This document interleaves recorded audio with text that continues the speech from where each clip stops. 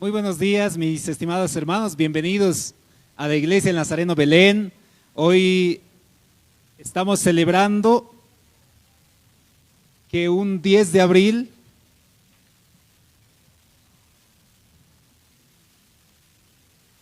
de 1983 ha empezado la Iglesia del Nazareno Belén a reunirse. Y hoy nosotros también somos parte de toda esta familia. Ya han pasado 41 años y sin embargo aún seguimos perseverando en la palabra.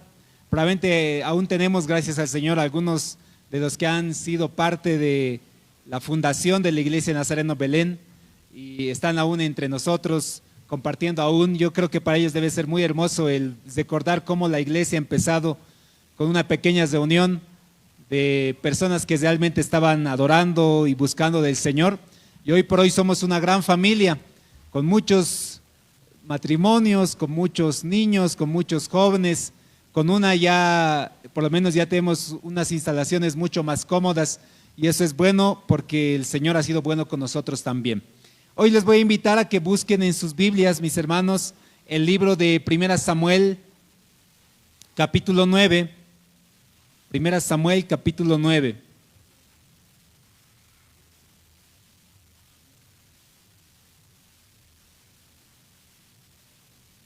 La semana pasada, mientras van buscando el libro de 1 Samuel capítulo 9, estábamos hablando un poco acerca de José y acerca de poder buscar del Señor y poder depender absolutamente del Señor en medio de las crisis, en medio de las situaciones que vivimos. Recordad un poquito acerca de José. Recuerden que José era el menor para ese entonces de todos sus hermanos, y a pesar de ello era alguien muy bendecido de parte de Dios. Nadie, creo, se imaginaba cuando conoció a José de pequeño que en algún instante él iba a ser el futuro brazo derecho del faraón, que en algún instante él les iba a bendecir. No creo que ninguno de sus hermanos se le ha pasado en la mente eso, que ese muchachito que estaba ahí con su sopita de colores, muy iluso, el muchacho que los manojos de trigo se inclinaban hacia sus hermanos, que las estrellas se inclinaban hacia ellos. Yo creo que a nadie se le imaginó que ese José, después incluso de haber sido vendido como esclavo, después de haber llegado a la cárcel, el Señor lo iba a bendecir y que de pronto lo iban a ver de ojos o de cara a cara a José, pero ya no como ese muchacho, sino como alguien ya más maduro, el brazo derecho del faraón. La Biblia, queridos hermanos, está llena de ese tipo de historias, donde personajes insignificantes, naciones insignificantes como Israel, personajes que nadie daba por ellos, empiezan a hacer grandes cosas, no por su fuerza, no por su inteligencia ni su capacidad, sino porque realmente el Señor era quien los estaba acompañando. Y aquí en el libro de 1 Samuel encontramos la coronación de dos reyes, el rey Saúl y el rey David. Para poderles explicar el día de hoy el mensaje para esta mañana, quisiera que puedan leer brevemente el capítulo 9 del versículo 1 al 2, cuando Saúl es ungido rey. Dice así: había un varón de Benjamín, hombre valeroso, el cual se llamaba Cis, hijo de Abiel, hijo de Seror, hijo de Becoar, hijo de Afián, hijo de Benjamita. Él tenía un hijo que se llamaba Saúl, joven hermoso entre los hijos de Israel. No había otro más hermoso que él. De hombros arriba sobrepasaba cualquiera del pueblo. Y así era Saúl. Era un hombre, dice, hermoso. No había alguien más hermoso que Saúl, y de paso era de hombros arriba. Nadie sobrepasaba su altura de él. Nosotros tenemos un joven, no sé si está el día de hoy, Wally es uno de nuestros jóvenes que está entre la JNI, y él es alto, es bien alto, literalmente, no sé si se han dado cuenta, nuestro joven Wally entra agachándose en todas las puertas que tenemos aquí en la congregación, excepto esta puerta que está hecho a su tamaño. Pero Saúl era así, dice literalmente, Saúl, todos apenas le llegaban a su hombro de Saúl, toditos eran de aquí hacia abajo. ¿Y quién le unge como rey? Va a ser Samuel, capítulo 10, versículo 1. Dice: tomando entonces Samuel unas redoma de aceite, lo derramó sobre la cabeza, le besó y le dijo: ¿no te ha ungido Jehová por príncipe sobre su pueblo Israel? Hoy, después de que te hayas apartado de mí, hallarás 2 hombres junto al sepulcro de aquel en el territorio de Benjamín, y ahí lo unge a Saúl. Samuel el profeta va a ungir a Saúl. Yo creo que Samuel se habrá sorprendido al ver a Saúl ahí grandote. Dijo, uy, este va a ser nuestro rey. Qué privilegio ungir a un rey tan grande y poderoso, hermoso. No hay nadie más hermoso que tú, Saúl, tal vez le habrá dicho Samuel. Y le unge con aceite. Y Saúl se va a volver rey de Israel, el primer rey en Israel. Dios lo va a respaldar porque finalmente Dios de alguna manera escuchó a su pueblo cuando el pueblo dijo, queremos rey, Señor, danos rey.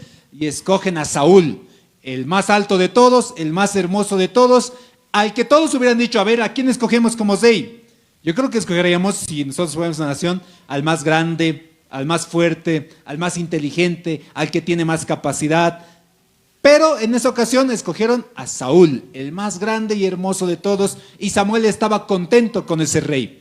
Sabemos cómo pasa la historia. Saúl es un buen rey, empieza a engrandecerse, conquista territorios, hasta que va a haber un instante en donde va a declinar su liderazgo.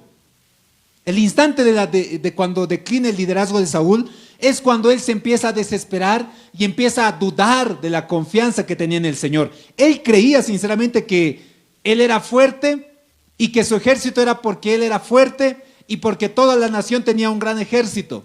Hasta que hubo un instante donde entraron en guerra con otra nación y Saúl tenía que esperar al profeta para que él empiece a orar por el pueblo y vayan a la guerra. Lo que sucede es que Saúl se desespera, no llega el profeta, ¿qué hora va a llegar? No vamos a perder la guerra si es que él no viene, tenemos que presentar una ofrenda a Dios para entrar en guerra. Y Saúl se desespera y dice, no viene, no viene, no viene. Y de pronto Saúl dice, ya de una vez yo mismo, que siempre, yo igual puedo ofrendar a Dios. Y prepara una ofrenda, lo presenta en el sacrificio, lo eleva a Dios. Justo llega el profeta y dice, ¿qué estás haciendo?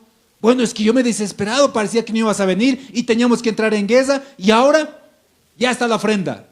Y en ese instante es donde el profeta le dice, el Señor dice que va a cortar de ti la corona y hasta aquí va a ser.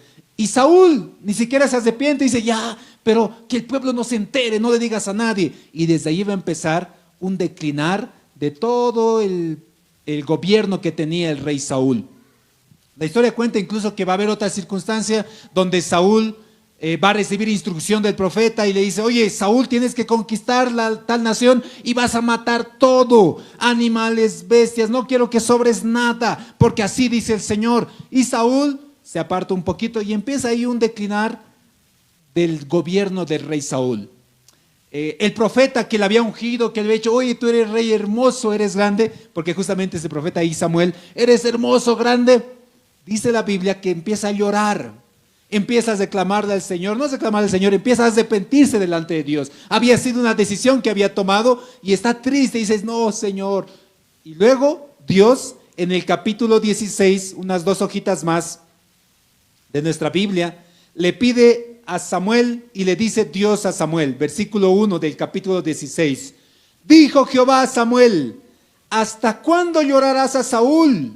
Habiendo yo desechado para que no reine sobre Israel, llena tu cuerno de aceite y ven, te enviaré a Isaí de Belén, porque de sus hijos me he provisto de rey.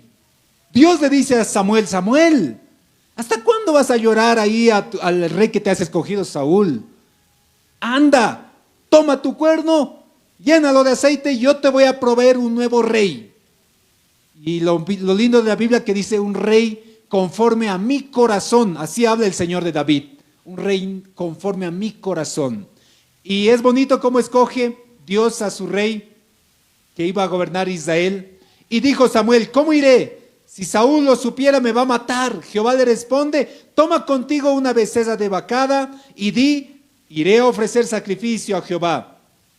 Versículo 3, y llama a Isaí al sacrificio y yo te enseñaré lo que has de hacer. Y me ungirás al rey que yo te dijere, para aclarar por si acaso, porque quién sabe, Samuel, si hubiera visto los hijos que tenía Isaí, hubiera dicho, uy, este está alto también, hermoso, fuerte, inteligente, este tiene que ser el rey para Israel. Porque recuerden cómo había escogido Samuel, juntamente con todo el pueblo, había escogido al más grande, al más fuerte de todos. Pero Dios le aclara a Samuel y dice, vas a escoger un rey como yo te diga.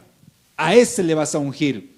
Versículo 7. Y Jehová respondió a Samuel, no mires su parecer, ni lo grande de su estatura, porque yo lo desecho, porque Jehová no mira lo que mira el hombre, pues el hombre mira lo que está delante de sus ojos, pero Jehová mira el corazón. Ya le estaba advirtiendo aquí a Samuel por alguna razón, porque Samuel tenía esa inclinación de ver lo que todos nosotros veríamos, mis hermanos. ¿Se acuerdan la semana pasada lo que les decía Abraham y Lot? Lot vio todo lo hermoso, las lindas praderas que había en ese lugar, pero Dios no ve como los hombres, Dios ve mucho más diferente que nosotros.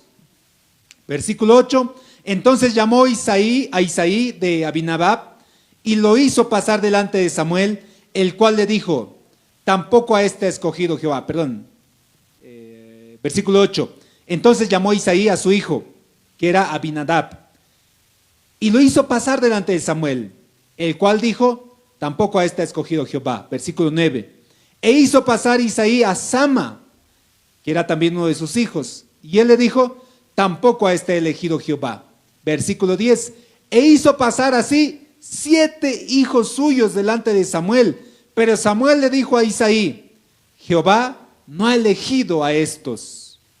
Entonces dijo Samuel a Isaí, ¿son estos todos tus hijos? Y él respondió, queda aún el menor que apacienta las ovejas. Y dijo Samuel a Isaí, envía por él, porque no nos sentaremos a la mesa hasta que él venga aquí. Envió pues él e hizo entrar, y era rubio, hermoso de ojos. ¿Saben quién ha escrito el libro de Samuel? Samuel, ¿verdad? ¿Quién estás relatando ahorita? Samuel. Samuel tenía una fijación, dice, cuando describe a Saúl, dice, Saúl era hermoso, hermoso, el más hermoso de todos los de Israel, alto.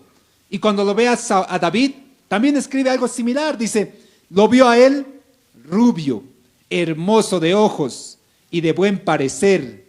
Entonces Jehová dijo, levántate y úngelo, porque este es. Y Samuel tomó el cuerno de aceite, lo ungió en medio de sus hermanos, y desde aquel día en adelante el Espíritu de Jehová vino sobre David. Se levantó luego Samuel y se volvió a Ramá. ¿Cómo es que nosotros, así como Samuel, empezamos a ver cosas que a veces son de acuerdo a nuestra perspectiva, de acuerdo a nuestra realidad? Empezamos a analizar, quién sabe, un negocio, no consultando directamente con el Señor, no tratando de ver cómo el Señor lo va a ver, sino empezamos a hacerlo conforme a nuestros ojos, conforme a nuestros cálculos, de acuerdo a nuestra inteligencia, de acuerdo a nuestra capacidad. Empezamos a medir y decimos, no, yo creo que hasta aquí me alcanza. Pero Dios, cuando le dice a Samuel, Samuel, unge un rey, pero no como tú piensas, por si acaso. No vas a escoger un rey por su estatura ni por su fuerza, sino con lo que yo te diga. Porque ustedes ven con lo que sus ojos ven, pero yo veo el corazón, le dice el Señor a Samuel. Y le hace desfilar 7 hijos Isaí, al más grande, al mayor, al más inteligente, al más fuerte, al que es más astuto. Les empieza a desfilar a todos. Y Samuel dice, ninguno de ellos es. El Señor dice que ninguno de ellos es. Por si acaso no tienes un hijo más. Y eso es bien interesante, porque Isaí se olvida que tiene un hijo más. El hijo desechado de la familia, el hijo que estaba ahí en el campo. Dice, tengo un hijo más. Está ahí en el campo, pero es pastor, es el menor de todos.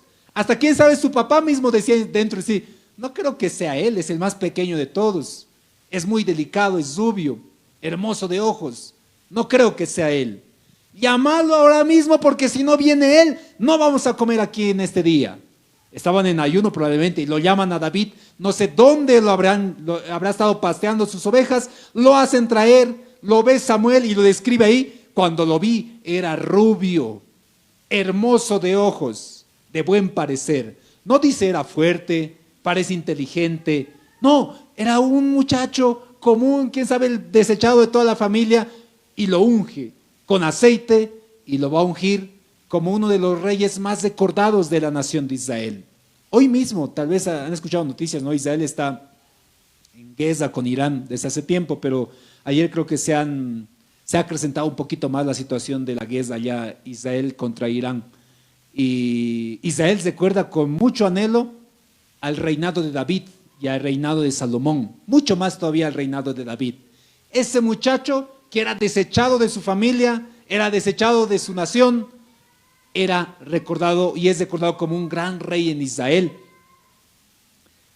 Israel justo nace o es naciente de esta pequeña ciudad, Belén. Me gusta el nombre que nosotros, o bueno, que mis hermanos han decidido poner a la iglesia del Nazareno, Belén. Es un nombre muy particular en la Biblia. Belén no es una gran ciudad, así como Jerusalén o como lo ha sido Roma en sus tiempos bíblicos. Belén, según lo he estado investigando, es una ciudad que no superaba más de las 1000 personas en los tiempos de Jesús. En los tiempos de David, no creo que habrá sido más de 1000 personas, era una ciudad mucho más pequeña todavía. No era un centro turístico, no era un puerto, no era un lugar donde la gente pasaba, era una pequeña ciudad, ahí nada más. Reconocida porque habían muchos pastores, se dedicaban a la ganadería, y ahí en esa pequeña ciudad no nace una gran ciudad, David, es una pequeña ciudad, Isaí es de ese lugar, su papá, y ahí viene David. Hay una profecía en el libro de Miqueas capítulo 5, versículo 2, que tal vez relata un poquito acerca de Belén para la venida del Señor Jesús. Miqueas capítulo 5, versículo 2 dice así: pero tú, Belén Efrata, pequeña para estar entre las familias de Judá, pero de ti me saldrá el que será Señor en Israel. Miqueas capítulo 5, versículo 2. En Miqueas literalmente ya se relata de que Belén era una pequeña ciudad en el Antiguo Testamento, pero dice, oye, pero de ti Belén, pequeña entre las ciudades, de ti va a salir el Señor para Israel. Esa es la profecía que habla acerca del nacimiento de Jesús. Como sabemos, ya el nacimiento de Jesús, José, que es de la tribu de David, tiene que volver a su ciudad natal, Belén, donde nació justamente el Salvador. Lleva a María, es su nacimiento en el pesebre, igual, de una manera muy insignificante, muy menospreciable. Si nosotros decidiésemos por un rey, les aseguro que no escogemos a Jesús como rey. Imagínense que tu rey, ¿dónde nació tu rey? Oh, mi rey nació en un establo. Ahí entre el cuchitril de los animales, de las ovejas, del ganado que teníamos. Ahí entre las pajas, ahí nació nuestro rey. Creo que ninguna nación se gloriaría decir de que su rey nació en cierto lugar. Además, inclusive, la mayoría de las naciones en su mitología y en su perspectiva, el nacimiento de sus reyes, el nacimiento de sus dioses, es de manera extraordinaria. Dioses que nacen desde el fuego, entre las cenizas, y ahí nació nuestro Dios, nuestro rey, dirá alguna cultura. O alguien dirá, nuestro Dios nació con nosotros en la cosmovisión andina. Dice, nuestros dioses nacieron del lago Titicaca, caminando sobre las aguas salieron, y ahí tenemos a nuestros dioses en la cultura andina. La mayoría de los que adoran o tienen a sus reyes, a sus dioses, acrecentan su historia. No más lejitos acá en nuestra época. En Corea del Norte, el rey o el presidente Kim Un, la historia que él ha manejado, la historia que maneja para todo su pueblo, es que él ha sido alguien escogido, que ha ganado batallas bélicas. No se sabe qué batallas bélicas ha ganado, pero él cuenta eso a toda su nación. Él así chatito, no sé si lo han visto o de quién le estoy hablando. Es un hombre de baja estatura, tiene unos tacones altos, literalmente así se pone porque es de bien baja estatura, es robustito, es gordito, es coreano, pero la historia que él mismo cuenta de sí mismo es grandiosa. Dice, no, él ha sido escogido, ha ganado batallas bélicas, él es muy inteligente para hacer estrategias militares. Así es donde hablan los documentales acerca de cómo él piensa de sí mismo. Pero Jesús no. Jesús nació en Belén, la ciudad más pequeña que podía haber escogido para nacer en Israel. Podía nacer en Judea, en Galilea, en Betsaida, en grandes ciudades portuarias que tienen puertos donde pasa mucha gente, donde hay cultura. Pero no, nació en Belén, en una pequeña ciudad. A veces parece medio discriminatorio incluso cuando se habla acerca de Jesús en la Biblia. No sé si alguno de ustedes alguna vez ha sufrido discriminación, fuerte discriminación, por el tono de piel que tenemos, por el apellido que llevamos, por la estatura que no tenemos, o somos muy altos o somos muy bajos. De alguna u otra manera, hermanos, siempre te van a discriminar. O por ser muy blanco, por ser muy moreno, por ser muy alto, por ser muy bajo, por ser muy robusto, por ser muy delgado, por ser el stronger. Por todo te van a discriminar. Excepto si eres de Bolívar, yo creo que vas a generar admiración. Pero a Jesús, mis hermanos, también lo han discriminado. Uno puede decirte, el Señor sabrá lo que yo siento porque me discriminan porque soy muy pobre. A Él lo habrán discriminado por su cultura, por su religión. Y quiero mostrarles algunos pasajes muy interesantes. En el libro de Mateo, Jesús de por sí nace discriminado por nacer en Belén. Pero después, cuando se trasladó a Nazaret, la discriminación ha sido mucho peor todavía. O sea, de Belén y de paso después de Nazaret. Mateo capítulo 13, versículos 54 en adelante. Mateo capítulo 13. Miren estas palabras, si alguien dice así alguna vez de ti, yo creo que cualquiera de nosotros se sentiría muy triste. Así le dijeron al Señor. Aconteció que cuando terminó Jesús estas parábolas, se fue de allí. Y él, venido a su tierra, les enseñaba en la sinagoga de ellos, de tal manera que se maravillaban y decían, ¿de dónde tiene este sabiduría y estos milagros? ¿No es este el hijo del carpintero? ¿No se llama su madre María y sus hermanos Jacobo, José, Simón y Judas? ¿No están todas sus hermanas con nosotros? ¿De dónde pues tiene todas estas cosas? Wow. ¿Alguna vez te han dicho así? ¿Quién siempre es o estos para que se crean tan refinados? ¿De dónde vienen estos? A Jesús le dijeron feo. Oye, ¿de dónde viene este? ¿No es este el de Nazaret? ¿No es este el hijo del carpintero? ¿No es este que tiene sus hermanos? Y sus hermanas además están con nosotros. Y Jesús estaba escuchando. Oye, ¿alguna vez te han discriminado así de feo? O sea, tú estás ahí al lado y de pronto, mira tan feo, negro. Discriminemos. Ya suficiente tiene el mundo para discriminarlos. Nosotros como padres tenemos la responsabilidad de fortalecer en ellos. Decir, oye, hijo, sí, te han dicho que tú no puedes. No, tú puedes. Tú tienes la capacidad, tú vas a poder. Te han dicho de que tú eres muy moreno. No, hijito. Te han dicho que eres gordo. No, ¿quieres ver un gordo? Mira, te voy a buscar. Este es un gordo. Le muestras la foto de un sumo. Te han dicho que eres muy flaco. Mira, este es flaco. Le muestras la foto de Don Zamón. Mi hermano, nosotros como padres tenemos la responsabilidad de fortalecer a nuestros hijos. Y ese es el papel que Dios siempre toma para con nosotros como hijos. ¿No se han dado cuenta que el Señor siempre a lo largo de su palabra, siempre da palabras para sus hijos? Que cuando David, inclusive cuando ya David es ungido rey, David va a ir a pelear contra el gigante Goliat. Saúl está de rey en ese entonces y Saúl tiene miedo. Saúl piensa que es el más grande y dice, no, ¿cómo voy a ir a pelear contra ese gigante? Y escogen, y ni siquiera escogen, se escoge a sí mismo David y dice, yo voy a ir a pelear. Y cuando está yendo a batallar, el gigante Goliat le dice, ay, mira este pequeño que viene con su palo y sus piedras. ¿Qué vienes contra mí? ¿Acaso yo soy peso para que yo vengas así con tu palo y con tus piedras? Le dice el gigante Goliat. El gigante Goliat siempre les iba diciendo durante varios días a toda la nación, vengan israelitas, ¿quién de ustedes va a pelear contra mí? Cobardes, pesos, les empezaba a insultar. Y lo que hace David es lo que cualquier hijo de Dios debería hacer.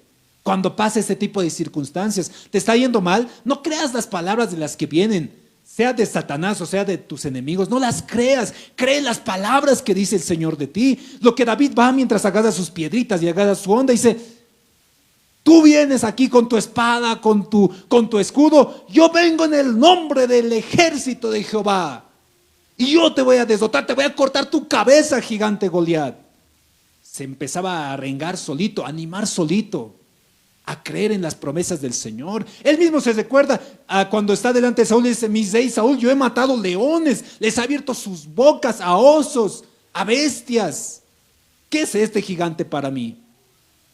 Cree las palabras que el Señor tiene sobre ti. Por eso, mis hermanos, es tan importante para nosotros escudriñar la palabra de Dios. Porque así como Pedro decía, nosotros ¿a dónde vamos a ir, Señor? Si tú tienes palabras de vida. Pero si nosotros no leemos la palabra de Dios, solo el domingo, esos cuantos versículos, hoy habremos leído unos 30 versículos a lo mucho. ¿Te es suficiente para alimentarte espiritualmente? Tú tienes que leer la palabra de Dios, porque aquí vas a encontrar promesas que te levanten, palabra que te aliente, promesas que el Señor diga acerca de tu salud, de tu economía, de tu familia, de tu vida espiritual.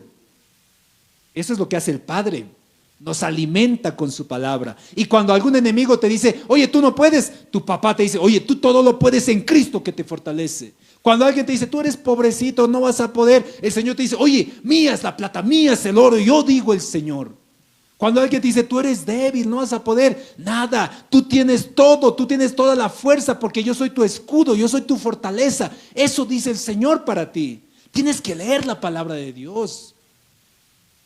No importa que alguien te tome como alguien insignificante. Al Señor sí lo han tomado como algo significante. Decía, en la Biblia es muy interesante cómo al Señor lo menospreciaban, mucho lo menospreciaban, literalmente hasta de frente. Miren, Juan, el Evangelio de Juan, un poco más adelante. Juan capítulo 1. Juan capítulo 1.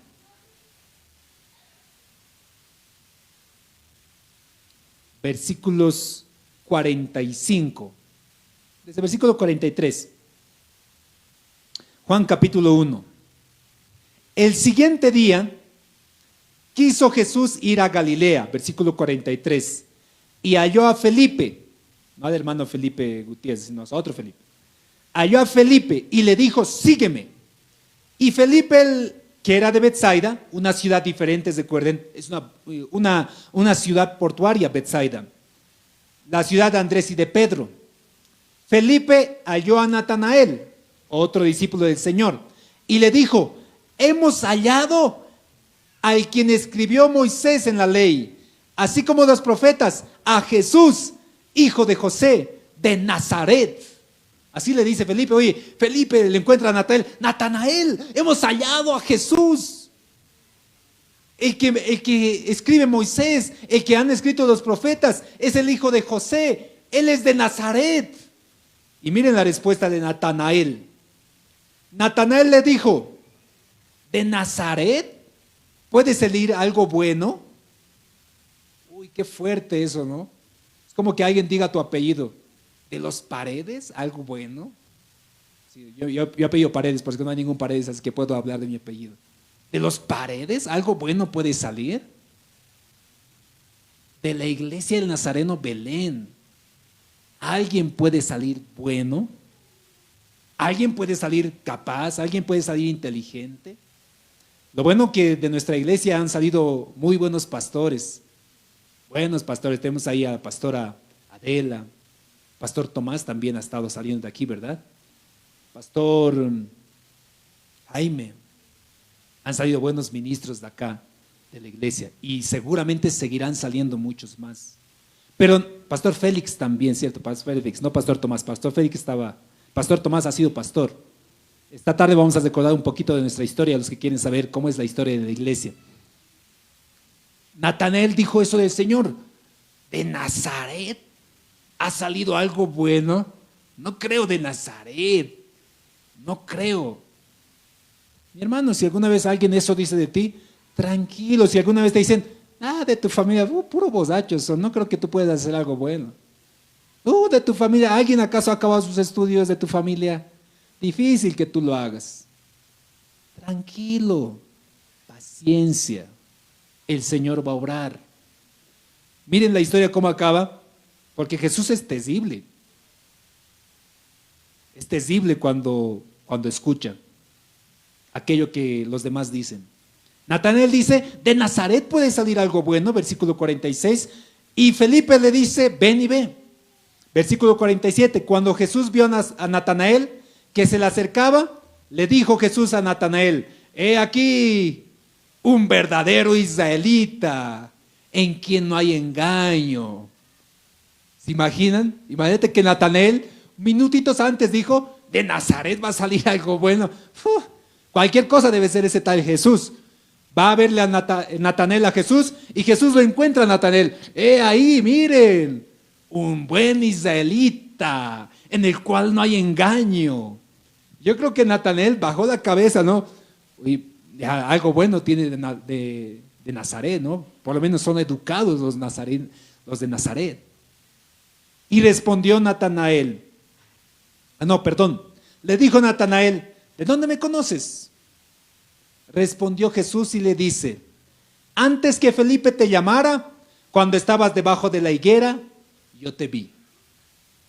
Esta porción, esta pequeña situación en la serie que les recomiendo mucho, que es The Chosen, el elegido, es una serie basada en los evangelios acerca del relato de Jesús. Muy interesante la serie, toma muchos eventos que a veces el director se toma por su parte y se crea historias. Y Natanael, hace mucho tiempo en la versión de la serie, él está debajo de una higuera, reclamándole al Señor, pidiéndole al Señor, y no había nadie, está en un monte. Y Jesús, aquí ya se entiende un poquito más, ¿no? ¿De dónde me conoces?, le dice Natanael a Jesús. Cuando tú estabas en la higuera, internamente te estás diciendo, cuando nadie te estaba viendo, yo te vi. Antes incluso de lo que Felipe te llamó, yo te vi y te escuché lo que tú estabas diciendo. Versículo 49. Respondió Natanael y le dijo, Rabí, tú eres el Hijo de Dios, tú eres el Rey de Israel. No que era de Nazaret, algo bueno que puede salir de Nazaret. Qué lambe, ¿no? Qué corcho, ¿cómo dice él? Lambebotas el Natanael. ¡Oh, Rey de Israel, tú eres el Hijo de Dios! Si yo fuera Jesús, yo habría dicho, no que de Nazaret no salía algo bueno, no que los Paredes no podemos hacer algo bueno. Tal vez así le puedo decir, yo, porque soy bien humano, pero Jesús no. Jesús es muy misericordioso. Y Jesús le dice, porque te vi debajo de la higuera, ¿crees? Cosas mayores que esta tú vas a ver. De cierto les digo, de aquí en adelante veréis el cielo abierto y los ángeles de Dios que suben y descienden sobre el Hijo del Hombre. Entonces de Nazaret sí vino algo bueno. Entonces de Nazaret sí pueden venir cosas buenas. Mi hermano, a veces nosotros nos sentimos muy mal porque nos sentimos pobres, afligidos, menospreciados, menesterosos.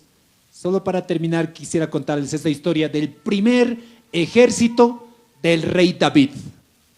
El primer ejército que el rey David formó en la cueva. ¿Qué cueva se llama?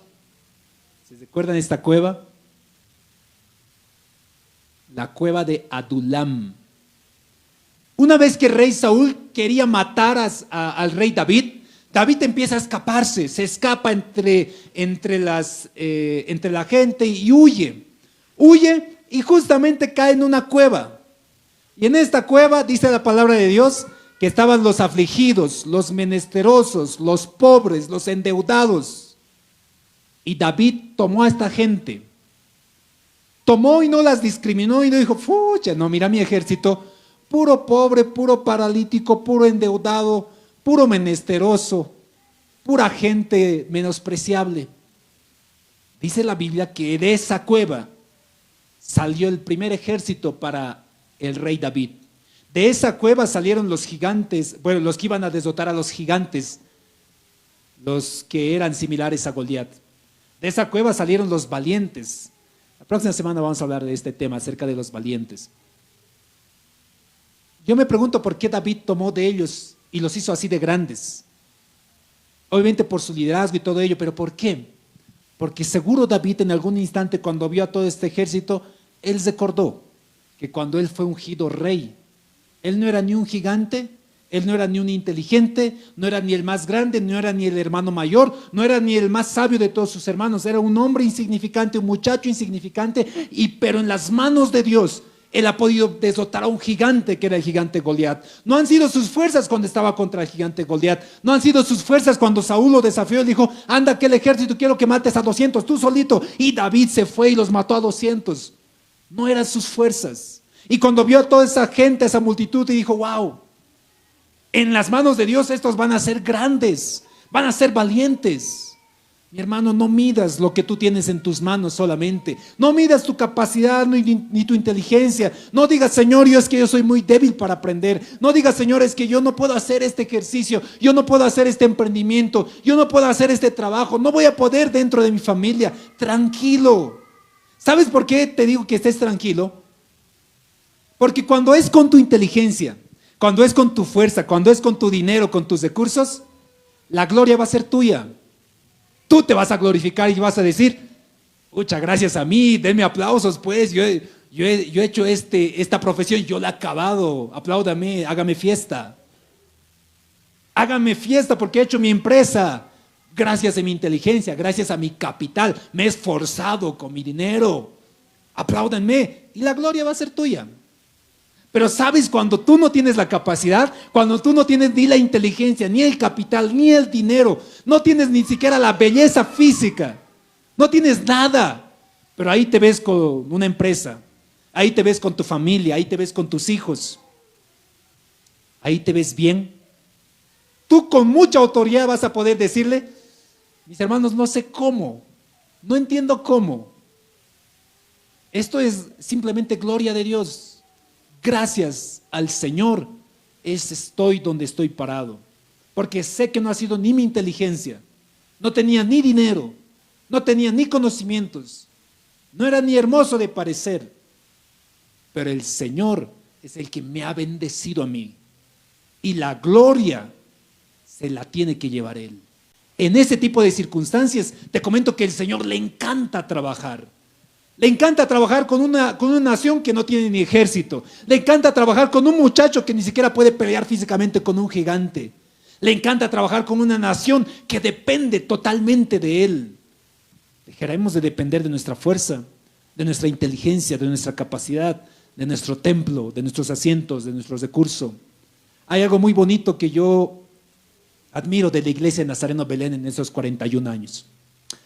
Hasta hace 4 o 5 años, todo lo que ustedes ven aquí en Belén ha sido construido y levantado gracias al esfuerzo y la capacidad y la gracia que el Señor ha derramado sobre cada uno de los que han estado acá.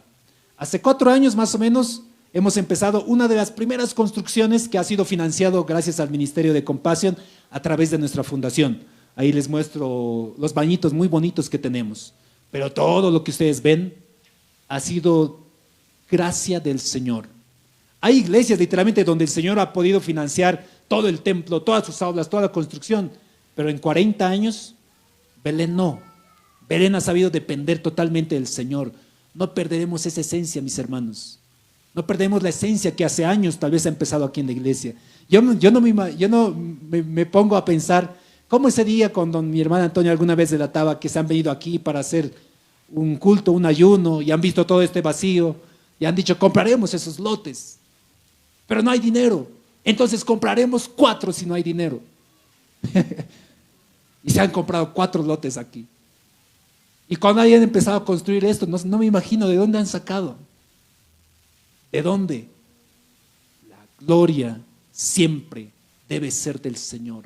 Porque cuando no teníamos es cuando el Señor ha puesto. Cuando no había fuerza es cuando el Señor nos ha multiplicado las fuerzas. Cuando no teníamos inteligencia es cuando el Señor ha puesto la suya. Cuando no había sabiduría, el Señor ha puesto sus conocimientos sobre nosotros, sobre sus hijos, sobre los pastores, sobre los maestros, sobre las juntas que han pasado.